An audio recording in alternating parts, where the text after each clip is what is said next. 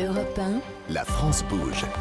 Elisabeth Assayag, Emmanuel Dutheil. Quand on a la chance de se balader dans d'aussi beaux lieux, la balade est obligatoirement trop courte. Aujourd'hui, on a la chance d'être au château de Vaux-le-Vicomte avec Ascanio de Vaugué, le directeur général de ce château. Et dans la France Bouge, on aime mettre en avant des changements de vie réussis. Aujourd'hui, nous sommes avec vous, Anne Loriot. Bonjour.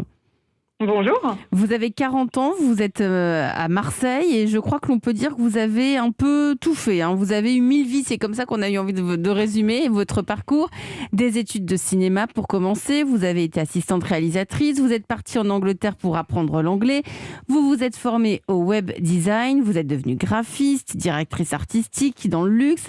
Mais malgré toutes ces réussites professionnelles, vous aviez au fond de vous envie de créer votre entreprise et pourquoi pas une entreprise dans le secteur de l'alimentation. Ça, vous n'y aviez pas encore touché à l'alimentation, c'est bien cela Non, c'est vrai. J'étais une grande gourmande. Et vous êtes dit, tiens, je vais poursuivre, je vais me lancer dans l'alimentation. Il faut dire que vous êtes découvert une maladie auto-immune et ça a été un peu le déclic. Ça a été un gros déclic parce qu'en fait, le seul moyen de l'atténuer, c'était d'influer sur mon alimentation. Ah, d'accord. Et donc d'intégralement revisiter la façon de m'alimenter. Alors, qu'avez-vous mis en place ? J'ai retiré des choses de mon alimentation. J'ai retiré tout ce qui va être inflammatoire. Donc gluten et ensuite, compagnie. Exactement, le gluten et les tâches, le sucre. J'ai réduit mon apport en céréales pour augmenter mon apport en protéines végétales et protéines animales type volaille ou poisson gras. Beaucoup de légumes et aussi des produits lacto-fermentés. Ça, c'est vraiment au cœur de Et c'est là où vous vous êtes dit, finalement, je suis sûrement food. pas la seule comme ça, donc je vais créer finalement une marque qui répond à mon propre besoin d'alimentation. Exactement. En fait, j'ai pu être le propre cobaye. J'ai gagné vraiment en qualité de vie, en vitalité. Et puis depuis, en fait, je ne suis jamais malade. C'est-à-dire, j'ai plus de rhume, j'ai plus d'angine, j'ai plus rien. Et en fait, j'ai eu envie de mettre ça à profit autour de moi. Et c'est aussi une façon un peu de transcender ma maladie. D'avoir un peu de pouvoir sur votre maladie. De l'atténuer, en tout cas, parce qu'elle est toujours là. Mais en tout cas... C'est quoi comme maladie ? Elle s'appelle comment ? Alors, c'est le syndrome de l'intestin irritable. D'accord. En fait, en gros, j'ai mon microbiote est un peu sans dessus-dessous. D'accord. J'ai beaucoup de réactions allergiques alimentaires. Alors, mais à quel moment vous avez basculé ? C'est-à-dire qu'entre le moment où vous apprenez que vous avez cette maladie auto-immune, le syndrome de l'intestin irritable, vous auriez pu tout à fait changer votre alimentation chez vous sans le professionnaliser. Qu'est-ce qui vous a fait basculer dans l'entrepreneuriat ?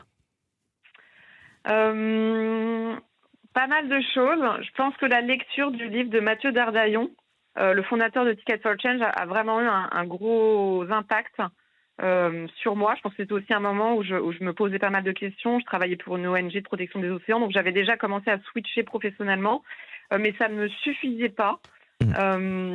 Et donc, du coup, j'ai rejoint Ticket for Change et je pense que cet accompagnement a vraiment révéler mon envie de suivre cette vocation. Oui, parce que pour ceux qui ne connaîtraient pas Ticket for Change, qui nous accompagnent pour nous permettre justement de trouver des profils comme le vôtre, c'est une association qui a tout un programme d'aide à l'entrepreneuriat, qui apporte tout ce dont on peut avoir besoin pour véritablement sauter le pas dans le cadre de sa reconversion.